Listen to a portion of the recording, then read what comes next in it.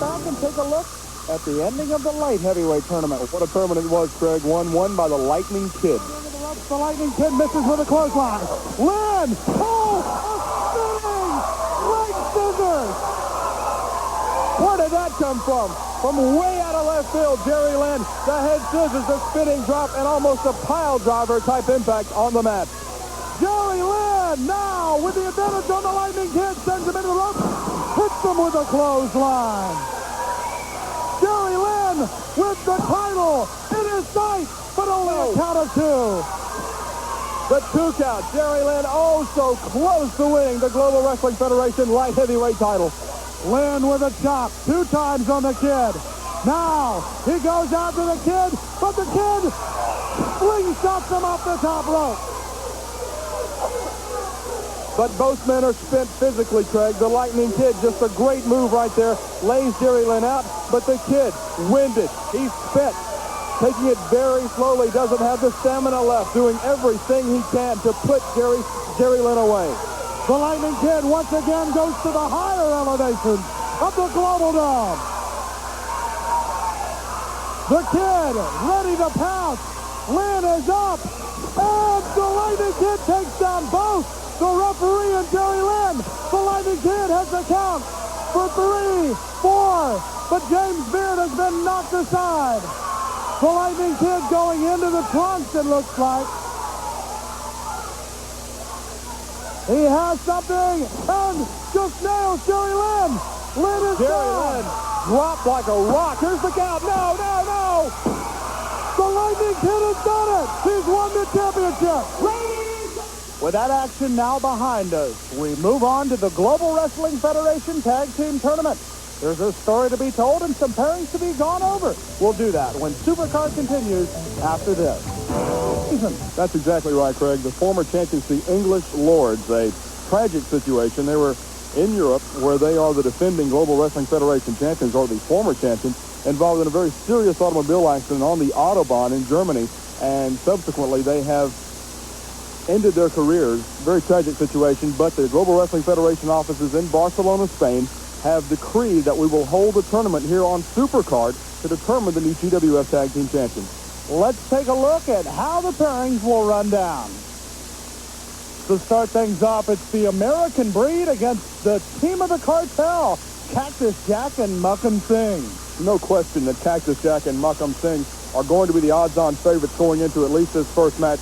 They have the experience, and they do have that Cartel backing of the boss. El Gran Coloso teams up with a Firecat to take on Tom and Mike, the Dirty Davis brothers. Dirty Davis brothers from the wrong side of Nashville, if there is a wrong side of Nashville. Pretty nice town from what I remember. But Tom and Mike Davis are not nice guys. We're going to see some really tough stuff from these two.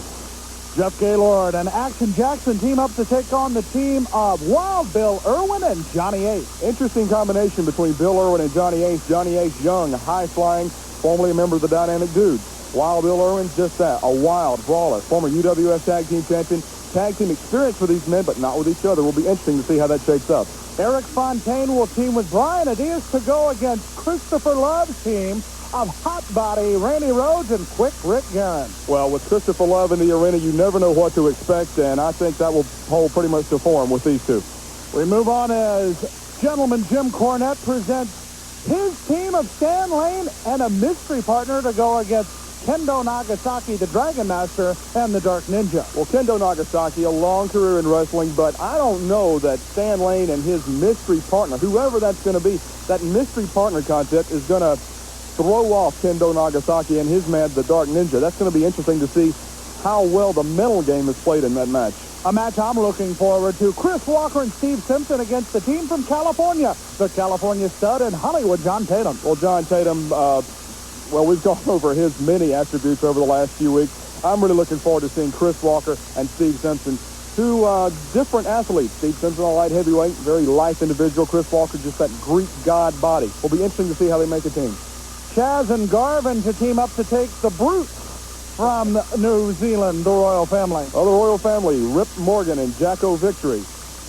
What can we tell you? Really out of control, very unorthodox match stylings there by the Royal Family against Chaz and Terry Garvin, two very good-looking young competitors. Wet and Wild to go against the Aztecs and Chico Torres. Chico Torres and El Aztec from the Lucha Libre style of wrestling. Both men very well-versed in that high-flying style of wrestling. Will be an interesting match.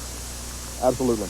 The All-American team of the Patriot and Private Terry Daniels to go against Bad News and Big Bully Busick. Well, Bad News and Big Bully Busick are going to be the the team of the tournament, no question about it. Great to see the Patriot in this tournament, the television champion, teaming with another great American in Private Terry Daniels. The Renegade Warriors against the Cuban Assassin and El Cubano. El Cubano and the Cuban Assassin to face Mark and Chris Youngblood.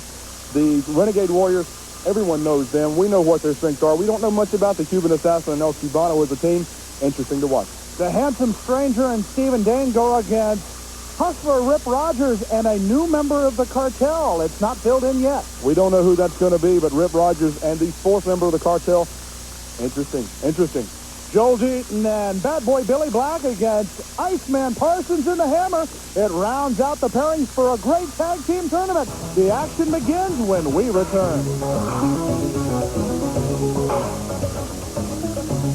We will meet, I am told, the third member of the Cartel. Now, you two obviously are going to be entered in the tag team tournament. Well, of course we're going to be entered in the tag team tournament because Muckin, he's part of the Cartel. Hustler Rip Rogers, I'm part of the Cartel. And the boss says the Cartel will win the tag team tournament. No ifs, ands, or buts about it. All right, and you have a new member of the Cartel? Let me tell you something, Pedicino. The boss told us that it's just like a major company coming into America and taking over. We get bigger.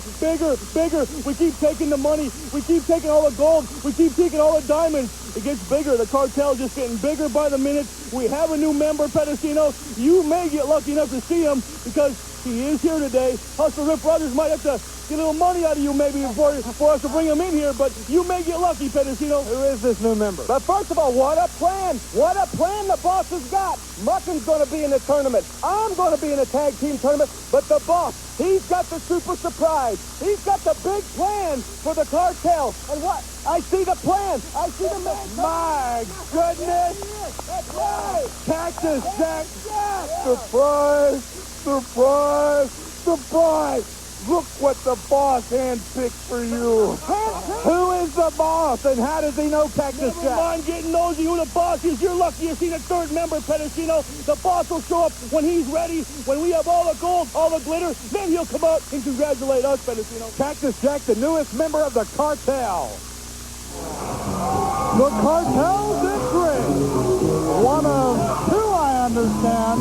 Muckin Singh and the newest member, Cactus Jack. Two mugs. Boy, I don't know of any mother that would love those faces.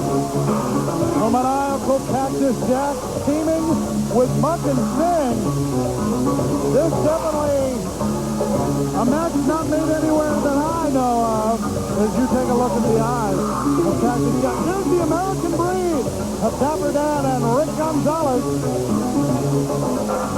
Cactus Jack, a maniacal man from Truth or Consequences, New Mexico. Wow. That guy doesn't even have any water to have a boat in, not to have both oars in. There he is, boss.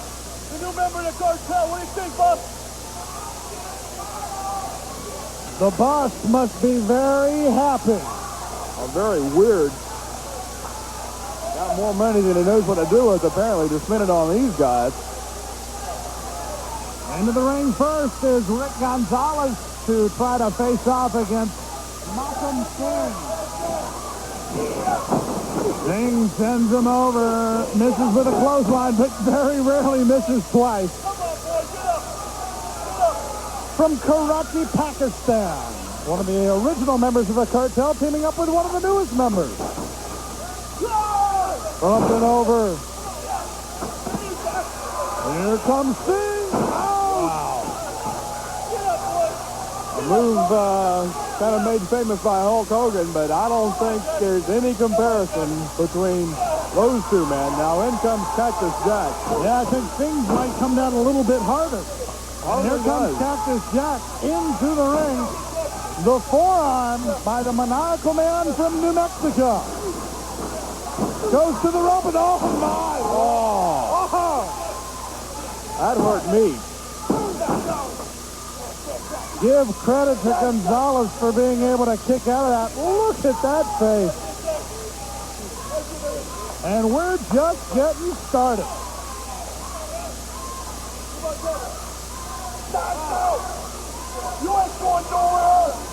The GWF Tag Team Championship, Craig, we ought to mention exactly why we're having this tournament. To fill the vacant crowns of the English Lords, both of their careers ending in a car accident on the Autobahn over in Germany after a title defense. Certainly a tragedy there, but when you're on the road as a wrestler, you have to get from arena to arena, and you can't just transport yourself there like they did on Star Trek. You got to drive or fly or something. So our thoughts are with the families of the English Lords, but we're lucky to be a part of this tag team tournament. And not so lucky to be a part of it right now is Gonzalez, who wishes that he might have taken another mode of transportation and not have to face the Cartel. Or gone in a different direction, one or the other. Here comes Cactus Jack. Cactus Jack with no regards for his own physical well-being, let alone his opponent. That's exactly right, Craig. He will jump and dive and just kill himself just so he can get that little edge over an opponent. I don't know how he's been in the wrestling business as long as he has been, taking the chances that he does. I remember seeing Cactus Jack in a match in Philadelphia, Pennsylvania, where he literally went through barbed wire to get at an opponent. A match against Hot Stuff Eddie Gilbert where Cactus Jack was tied up in barbed wire for almost 20 minutes, had to be hospitalized for 2 nights because of the loss of blood. The American Breed seems to think they figured out a way to get at Cactus Jack. This is Dapper Dan in the ring.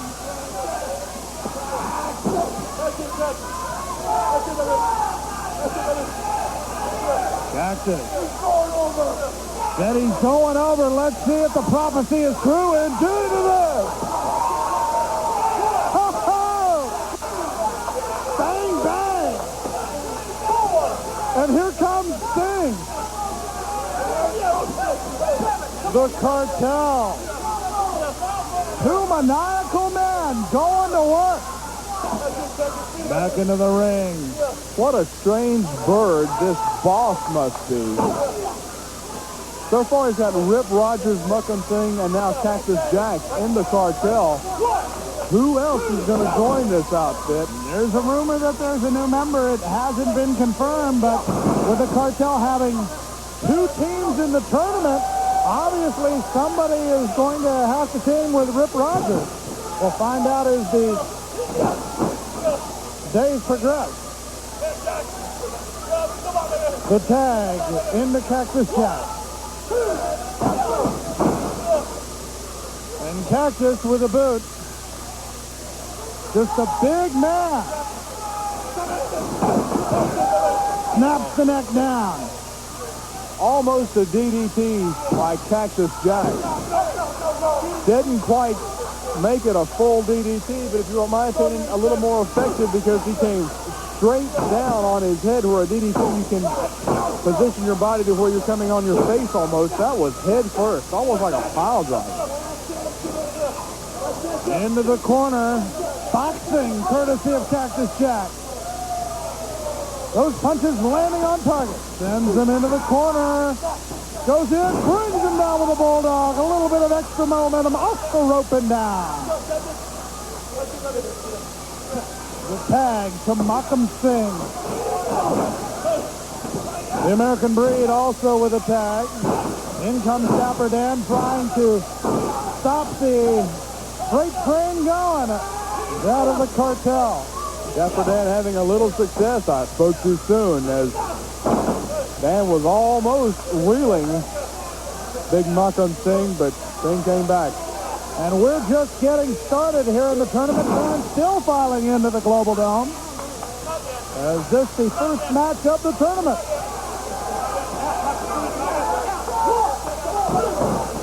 After the great television championship tournament and that really interesting light heavyweight tournament that we recapped earlier And with the Lightning Kid coming out on top, what's going to be in store for us in this tag team tournament? Can it possibly get any better than those two? I can't wait to find out. It's off to a good start here. Russian leg sweep, courtesy of Cactus Jack. Count of 1. And Dapper Dan somehow kicks out. I don't know if the American Breed will regret that happening. Out to the ring apron. Cactus Jack goes down. Picks his man up and brings him down right by the railing. Goes up onto the apron. Watch out. Here he comes. Oh. No one does it like Cactus Jack. Good. A lot of mothers at home are thankful that not many people do. I know mine is. There's the karate claw. I think the Cartel can mark this one up. Oh, that's got to be it. Ladies and gentlemen, your winners of the match, Fontaine and Cactus Jack. We will see the debut of the 30 Davis brothers. First, let's go back and take a look. First, the elbow off the apron by Cactus Jack. That's followed up by the crunch. The Cartel, the winners. Brother Tom, the Dirty Davis brothers. You never know where. That's Mike. The shorter one and the younger one, from what I understand, is Tom. And these two gentlemen who play dirty pool. Well, it's dirty wrestling sometimes. Absolutely.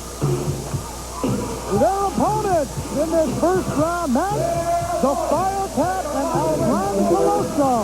Wow.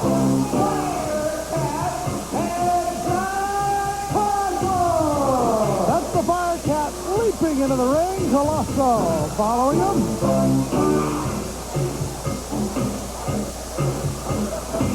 Tom Davis wanting to get things started right away. There you see the colorful Firecat. The Firecat, I understand, quite agile like a cat. El Gran Colosso from south of the border. Those two guys just like beating up people. The Dirty Davis brothers. Well, the Davis brothers certainly have a lot to live up to in the way of brother tag teams. Jack and Jerry Briscoe, Terry and Dory Funk Jr., going way back, Ole and Gene Anderson. How about the Valiant brothers? The Valiant brothers, and today the Beverly brothers, and of course Rick and Scott Steiner. So the brothers as tag team type situation in wrestling, they have a lot to live up to. Big shoes to fill, do Mike and Tom Davis. The Firecat. What an interesting match. Well, any art student out there will tell you that purple and yellow are complementary colors on the old color wheel.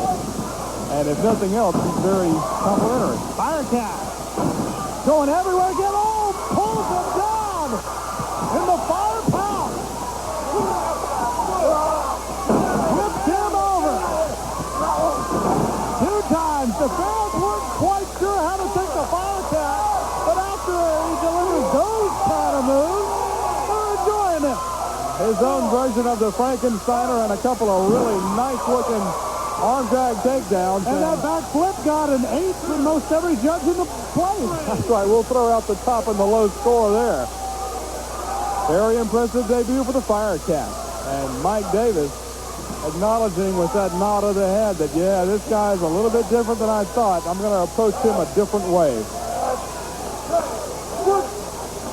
Into the ring, El Gran Colosso gets the side headlock on Mike Davis. Into the rope. Colosso takes down Davis. Trying to get him with a shoulder block. Davis gets out of the way.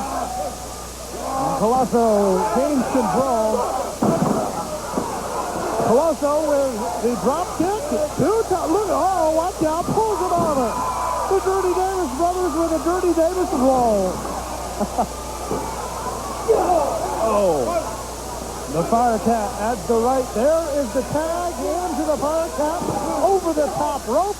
The kick and the side headlock once again. Spins it around. Look at that.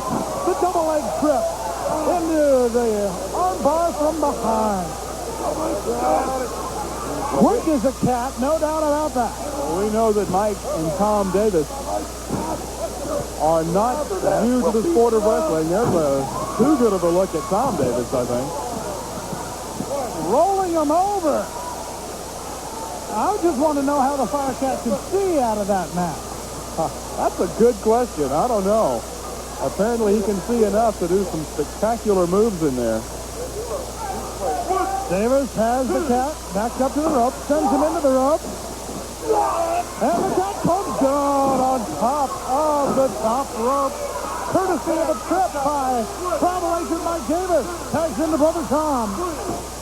Firecat tried to block it, tried to hold off going into Davis, but his momentum took him right into Mike Davis, and Davis threw him up for that hot shot type maneuver, and now Tom Davis moving in on the Firecat. Tom Davis at 252 pounds out of Minneapolis, Minnesota. That was where he most recently lived before moving back home with Brother Mike. Double arm suplex, pulls him over and brings him down. Davis, first in the art of submission wrestling, but also knows how to brawl as he uses the sole of the boot. Mike Davis. Davis, well-versed in tag team wrestling, has held many titles, but never teamed with his brother. The reason for that is Tom Davis was in Japan making a big name for himself over there, wrestling for the Frontier Martial Arts Wrestling Association and for the Universal Wrestling Association of Akira Maeda. And that's a tough call in Japan. There's a belly-to-belly suplex, which shows that this man is indeed versed in the wrestling arts as well as the submission arts. Firecat goes up and over, and the cat maybe using some of his 9 lives here, but comes back with a boot. Snap suplex by the Firecat. Goes to the rope, and Davis hits him with a boot from behind into the small of the back. I should correct myself. Mike Davis. 2 Davis. That's right. Davises? That's close enough. I don't think you can conjugate Davis. Either one of them. Conjugate that into a count of 2 by Tom Davis. Tags into Brother Mike.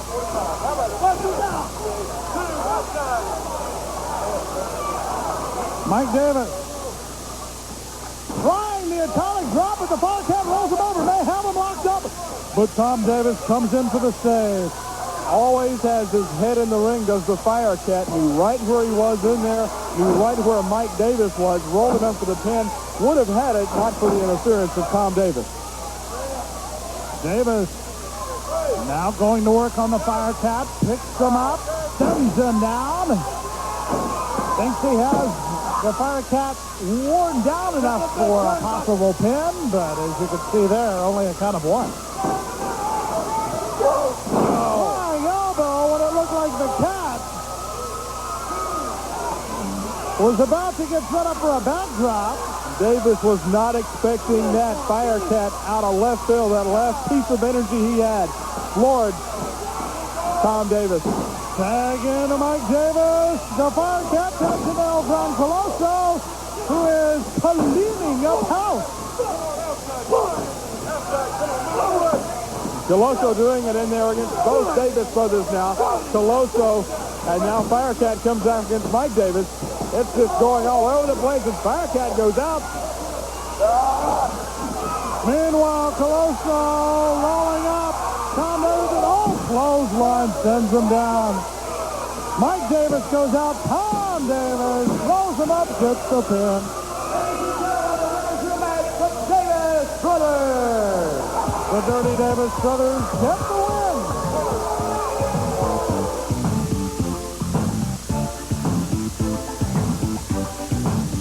Wrestling. Hi, everybody. I'm Joe Bertocino here in the newsroom backstage at the Global Dome. Lots of excitement on today's program. We will be going back down to the Global Dome for more of that in just a few minutes. But first, it's time to take a look at the news. Cactus Jack has joined the Cartel. the Boss has added one of the most infamous men in the world of professional wrestling to the Cartel. The big question we still have, though, is who is the Boss? All the members of the Cartel will say is that he is a man who is running the Cartel, and we will find out when the time is right. Well, there's some strange new teams coming into the GWF because of the big tag team tournament here in Global Wrestling Federation. Of course, we've got the team of Cactus Jack and Muck and Sing. That is going to be an unusual team. We will also see the team of Wet and Wild. They are two young gentlemen from the West Coast who are causing havoc wherever they go. The Renegade Warriors, the Youngblood brothers, are coming to the GWF. We are looking forward to seeing them in the tag team tournament. And Mike Davis has been joined by his brother Tom, the Dirty Davis brothers, they call themselves. That also is going to be an interesting team. Turning to the WCW, Lex Luger is disappointing many of his fans. He seems to have a new attitude. He doesn't care about the fans anymore. And my question is, why does he need Mr. Hughes there at ringside with him? It all seems to have gone to his head. We told you recently about the All-Asian Invitational Tournament taking place in Japan. Well, the team of Joel Deaton and Bad Boy Billy Black won that tournament. They are now the All-Asian Tag Team Champions. Speaking of teams, the Royal Family. What has happened to these two men? They have turned into maulers. It seems like they are more interested in mauling their opponents than in winning the match. I think it's a new attitude due to the fact that they want to prove to the world that they are capable of being the Global Tag Team Champions. We'll have more news next time, right here from the newsroom. In our Global Dome, Bonnie Blackstone here with one of our great GWF fans. This is Sean wearing a GWF cap. Sean, you're 13 years old, and you have a question for a tag team here, the Royal Family. What's your question? Where have y'all been for the last 6 months? And why did you change? All right, where have they been for the last 6 months? And you said, why have they changed? All right, we will be asking the Royal Family that when we come back with more here on GWF. Filing into the Global Dome for this first round match as Wild Bill Irwin, hello there. Wow. And Johnny Ace team up to go against Jeff Gaylord and the Blue Avenger. Now, this was originally supposed to be Jeff Gaylord and Action Jackson. Right. But apparently they had a falling out, and Jackson said, I don't want to be a part of this team. I'm out of here. That's exactly right. An incident we saw in Major League Wrestling between Jeff Gaylord and Action Jackson. And that team went by the wayside pretty quick. And the Blue Avenger steps in Action Jackson's shoes to be Jeff Gaylord's partner here in the first round of the GWF Tag Team Tournament. Johnny Ace in there against Jeff Gaylord. Both similar in size. Ace maybe a little bit taller and came down from above with that shoulder block. Goes up belly to back suplex. Gets the cover. Count of 1, count of 2, almost 3. Just like that, Johnny Ace. 2 3/4 count on Jeff Gaylord. Ace gets Gaylord with a clothesline, and Gaylord able to power out of that. Johnny Ace back after a recent tour of Japan. Wrestles tag team action with Kenta Kobashi in Japan. But now going after the titles with Wild Bill Irwin as his partner. Gaylord got ready, belly to back suplex. Sends Johnny Ace down. Now, for what is almost thought of as a garden variety suplex, except it's reversed. That time by Johnny Ace. Count of 2, but Gaylord's able to get the kick out. Johnny Ace and Kenta Kobashi, former All-Asian Tag Team champions, losing that championship to the Bad Boy Billy Black and the Outlaw Joel Deaton. That we will also see that team, known as the Wild Bunch, later in this tournament. Gaylord going against Wild Bill Irwin as Wild Bill sent back to the corner. Gaylord with a knee. Sends Irwin into the corner, down set high. Out. Gaylord down, but now he may be out. Wild Bill Irwin and Johnny Ace both have had long careers as tag team wrestlers. Wild Bill Irwin, of course, one half of the Long Riders with his brother, the late Scott Hogg Irwin. Wild Bill Irwin also former UWF Tag Team champion with the late Bad Leroy Brown. Johnny Ace, the former member of the Dynamic Dudes with Shane Douglas. So both of these men know their way around a tag team wrestling match. Right now, Jeff Gaylord will tag into the Blue Avenger. And give credit to the Blue Avenger for coming to the aid of Jeff Gaylord in a worst-case scenario. Certainly so. Holding onto the arm of Wild Bill Irwin. Avenger comes in. I don't think, of course, we don't know who the Blue Avenger is, but I don't think he's ever tagged with Gaylord before. And he comes in at a distinct disadvantage in that he probably, as of as late as this morning, maybe, didn't know he was going to be in this tournament at all. And here he is in the first round against an accomplished tag team like Bill Irwin and Johnny Ace, tagging with a man like Jeff Gaylord. Wow. Side Southtown. He may not answer his phone anymore. Very true. Ace comes in, the kick to the shoulder. Double underhook, sends him over on the suplex. Hooks the leg, count of one, count of two, but Ace unable to get the 3 count for the win. Forearm to the upper back. And now into the abdominal stretch. Johnny Ace, a big fella, about 6'6". Easily. You and I being the tallest announcing team in wrestling, we both look up to this man, quite literally. We do in more ways than one. Johnny Ace. Watch out here. Wow. That's one way to control your opponent. Down a 2 by Rick Manning. Just taking all the leverage away, and here's something that could take some sense away from you. The boot, definitely not a wrestling boot. Those are just cowboy boots that Wild Bill Irwin has somehow gotten the competition committee to approve for use in the ring. He just picked those things up down the Seaman Freeway and just brought them into the arena. Didn't get them mixed up as wrestling boots or anything. They got to be uncomfortable in there. Wow. Spin them around and send them down. That's the philosophy of Wild Bill. That's exactly what he did, too, so he's living by his own philosophy. The Blue Avenger attempting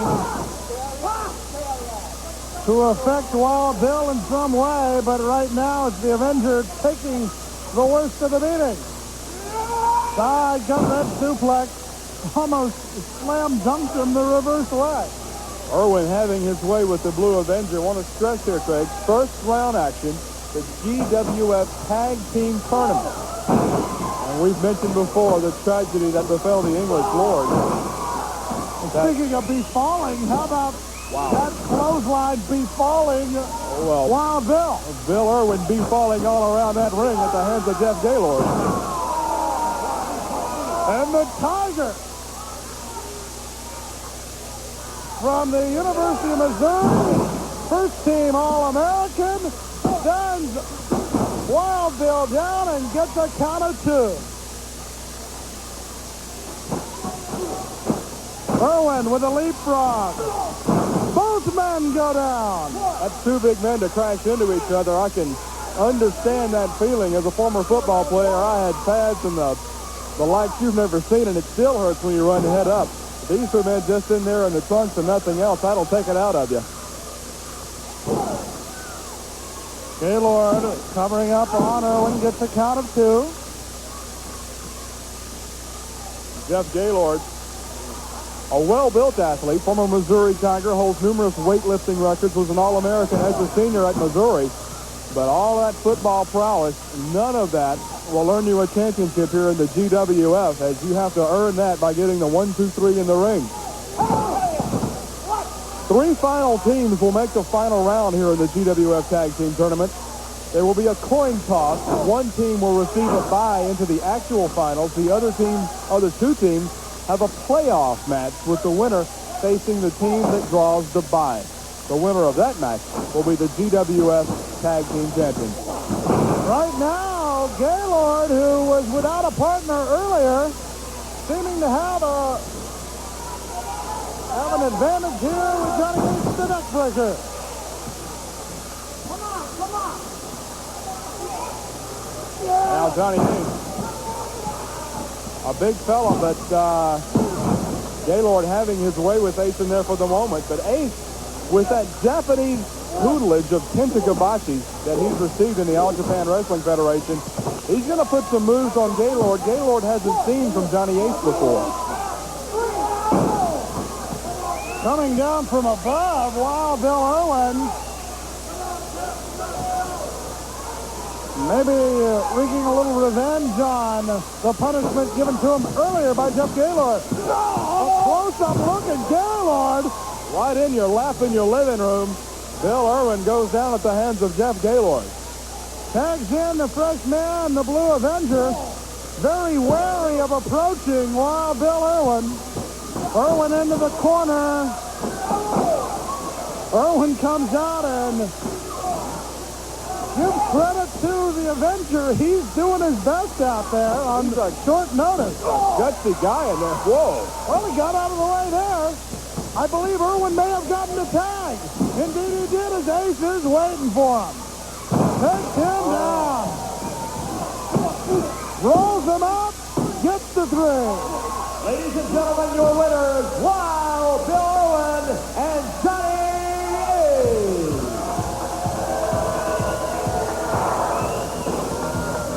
Coming up next, Joe Pedicino talks to Wet and Wild when we return.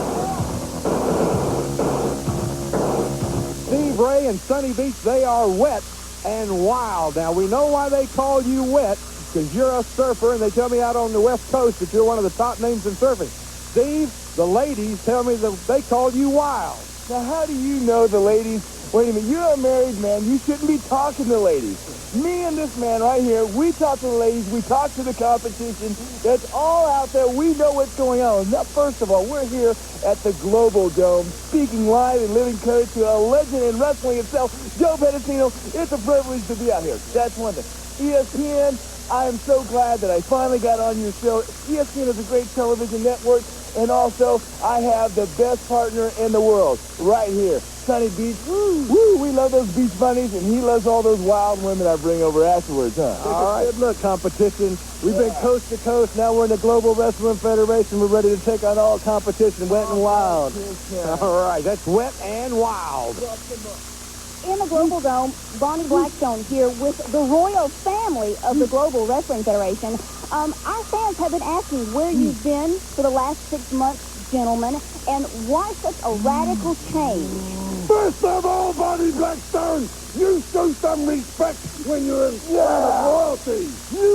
Secondly, for the nosy Parkers out there, that's none of your bloody business. But if you're gonna know where we've been back to New Zealand, back over there, and then we flew England we came. Saw the Queen. The Queen, yeah. We wined and dined with the Queen. Because we are royalty. Yeah, Deco.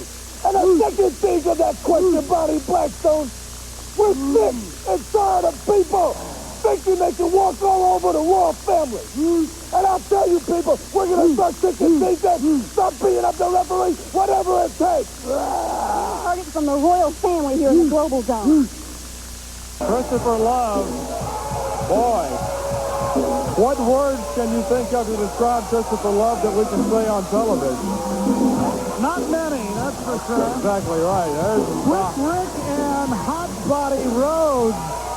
The team brought in by Christopher Love, who already is the manager of the LPWA Ladies Tag Team Champions, the Glamour Girls. Well, the Glamour Girls have nothing on these guys.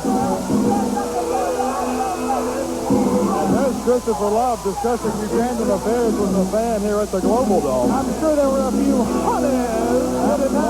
Oh my, look at these two. The feathers may be flying in this one. Don't you worry about it. Sit out. We have the boys out there to make not Jock Cousteau, make Marlon Perkins play. But then again, he's butchering up daisies, isn't he? Eric Fontaine and Brian Adias are the opponents. Let's talk about them some. I'm tired of talking about these guys in pink. Fontaine, a pretty big fella. Brian Adias, we know a lot about.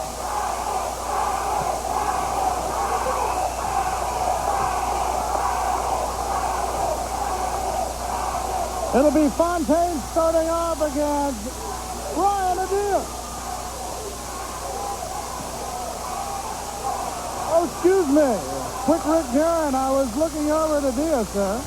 Wow, threw me for a loop. We're all entitled to one. Guerin sends Fontaine down. And Quick Rick starting off quick against Eric Fontaine. Fontaine, a big fella, like you said. 270. 6'2", Guerin hurting a little bit there.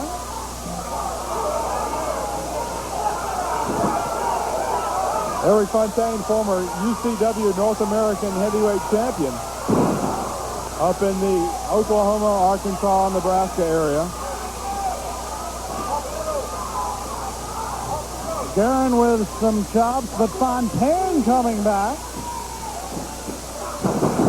And takes Quick Rick down. Fontaine, a big guy. Rick Guerin, not so big. Of course, known as Quick Rick. His tags may not be too quick if these two gentlemen are able to keep him in the corner. Brian Adeus coming in now. And Brian Adeus, long history in wrestling. Been at this sport for about 13 years. Snapmare by Adeus. Guerin down to the mat and knee right into the throat. And you won't outthink Brian Adeus in a wrestling ring. That's one thing. You may be bigger than Brian Adeus. You may even have more years of experience, but I think Brian Adeus, it's very difficult to outthink this man in there. And Rick Guerin, Quick Rick, as he's being called, certainly won't do that, I don't think. This is an even matchup weight-wise, 225 against 220. The 225 belonging to Brian Adeus. Adeus, no stranger to tag team championship. He was a member of the world-class six-man tag team champion and the NWA National Tag Team Champion for the gentleman by the name of Ron Richards. Adeus just pushes Quick Rick Guerin down. Looked like he was up against a blocking dummy out on the Austin training grounds of the Dallas Cowboys. Adeus seems like he's ready for the hot body. Oh, well, I'm not. Fontaine with the boot to Rhodes. In they go, and Fontaine and Adeus send Rhodes down to the canvas. With Rhodes, you almost want to say he hits the pavement. Then the pavement wouldn't enjoy it. Rhodes, oh, scissor by Fontaine, pulls him out there. Usually you don't see a big man able to make those quick maneuvers. That's absolutely right, Craig. Give Eric Fontaine credit. He came up with that spectacular move, but look at Rhodes. Oh, as spectacular as Eric Fontaine's move was, Rhodes is back on top and tags in Quick Rick. And shot to the midsection, and there you see Christopher Love. Make these people mind their own business. Come on, you fat Wish he'd mind some of his own. The knee to the forehead of Eric Fontaine by Quick Rick Guerin. Guerin sends Fontaine into the rope, misses with a clothesline one way. Fontaine answers with a left arm clothesline. And Guerin went down. We may be seeing the beginnings of an upset here as Fontaine has Quick Rick set up. Vertical suplex. This would be a real upset, Craig. That's because of count of two there. That's because of the third man on the outside, Christopher Love. Because as far as size is concerned, these two teams evenly matched. Pretty much, but Christopher Love certainly gives the edge to Quick Rick and the hot body, Randy Rhodes. The elbow. Tag into Rhodes. As Rhodes comes down with a forearm on Fontaine. There was some question that this Randy Rhodes was the one that used to play in Ozzy Osbourne's backup band, but no such luck. The clothesline sends both men down. Christopher Love cheering his man on.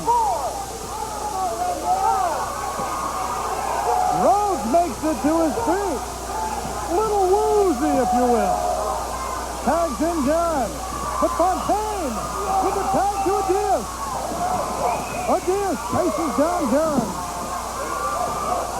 And Quick Rick not quite quick enough getting back to make the tag to Randy Rhodes before Adias tags off on him. And a little something special for Rhodes as Adias just having Christmas early. Rhodes comes in. Fontaine is also in. All four men. The spin kick on Gunn. Wait a minute. What's going on? Wait a minute. Fontaine's hitting a deal. What in the world? What? The double elbow. Now, wait a minute. Fontaine cleared Garrett out of the ring and then just started taking off on Adias. Let me check my shit. Fontaine and Adias. Rhodes. What's going on here? Now Rhodes is going again. Oh, my. Fontaine. Oh! What has happened to Eric Fontaine? Now, Rhodes going to work on his partner. Fontaine going to work on his partner. What's going on here? The DDT on Adias by Eric Fontaine is his partner. There's the bell. And they're pinning their own partner. What a weird turn of events. Ladies and gentlemen, this match is no contest. I'll say. Well, Love raises the hands in victory of Fontaine and Rhodes. What's going on? We're going to find out. Back with more. Talk about is what does Christopher Love think he's going to try to get away with? Well, Christopher Love is the comic relief of the Global Wrestling Federation, Craig, but this is going beyond comedy. That type of action is going to merit some review by the Competition and Championship Committee of the Global Wrestling Federation. I am very interested to see what that committee has to say about the actions of Christopher Love. Well, the match was declared a no contest, so we'll see what the ramifications of that particular situation will be as we move on into round number 2. But up tomorrow, we have 4 more first-round matches. 4 more slots coming open in the first round, into the second round, rather, of the Global Wrestling Federation Tag Team Tournament. It's been great this far. It can only get better. For Joe Pedicino, Bonnie Blackstone, and Scott Hudson, I'm Craig Johnson. We'll see you tomorrow. 4 more first-round matches coming up on Supercard. So long, everybody.